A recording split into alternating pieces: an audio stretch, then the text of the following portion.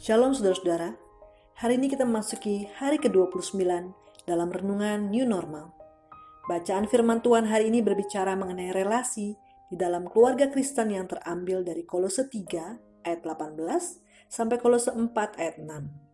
Saudara-saudara, di dalam perenungan kita dalam kitab Kolose beberapa hari ini, kita melihat bagaimana Paulus menekankan akan keutamaan Kristus. Sebagai orang-orang yang sudah percaya kepada Tuhan, hendaklah hidup kita terus berakar dan dibangun di atas Dia. Sehingga kita tidak lagi mengenakan manusia yang lama, namun manusia baru, hidup yang sudah ditebus oleh Tuhan. Maka menerapkan hal itu tentunya dimulai dari dalam keluarga. Bagaimana mungkin kita dapat menunjukkan hidup sebagai manusia baru kepada orang lain di luar rumah kita, kalau di dalam rumah saja kita belum dapat menghidupinya. Dalam bagian ini, Paulus mengingatkan jemaat Kolose mulai dari hubungan suami dan istri, untuk istri tunduk kepada suami dan suami mengasihi istri. Istri tunduk kepada suami bukan berarti istri menjadi pihak yang lebih inferior atau rendah. Namun ada sebuah relasi yang kooperatif yang lebih mendahulukan. Suami mengasihi istri juga bukan berbicara soal cinta romantik, namun sebuah tindakan suami yang menjaga istri dan tidak bertindak kasar kepadanya. Yang kedua adalah hubungan antara orang tua dan anak. Anak-anak diminta untuk menghormati orang tuanya, seperti yang tertulis dalam ke-10 perintah Allah. Mereka melakukan ini sebagai rasa hormat mereka kepada Tuhan. Bapak-bapak pun diingatkan untuk tidak menyakiti hati anak-anaknya di dalam mendidik mereka. Lalu yang ketiga, hubungan antara tuan dan hamba, atau atasan dan bawahan. Pada masa itu, para hamba menjadi bagian dalam rumah. Sehingga hal ini pun Paulus mau sampaikan, bagaimana relasi itu seharusnya dijalani. Para hamba diminta untuk bekerja dengan bertanggung jawab, seperti untuk Tuhan dan bukan untuk manusia. Karena mereka bertanggung jawab bukan hanya kepada tuan mereka, tetapi terlebih lagi kepada Tuhan. Dan tidak lupa, para tuan pun harus jujur dan berlaku adil kepada para hamba.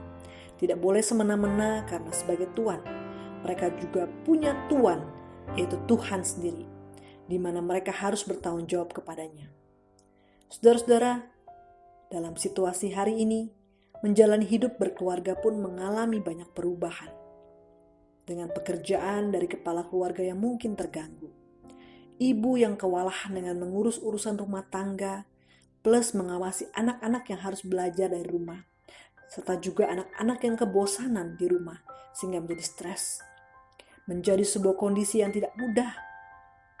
Belum lagi sebagai pegawai di rumah atau di kantor yang dituntut untuk perform dengan baik, kalau tidak akan digantikan oleh orang yang lain.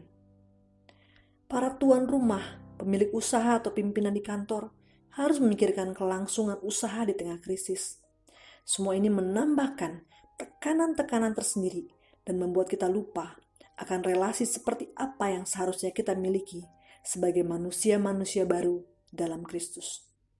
Tidak jarang ada orang-orang yang terlihat begitu rohani di dalam gereja. Namun, saat sampai di rumah, ia dikenal begitu pedas ucapannya dan perilakunya yang kasar kepada orang di rumah. Dan juga menganggap rendah para pegawai di rumah dan tidak jarang juga di kantor. Bagaimana hal ini dapat menjadi kesaksian sebagai manusia baru dalam Kristus? Saudara-saudara, Rasul Paulus mengingatkan kita semua melalui suratnya kepada jemaat Kolose untuk mendasari setiap relasi yang kita miliki di dalam Kristus.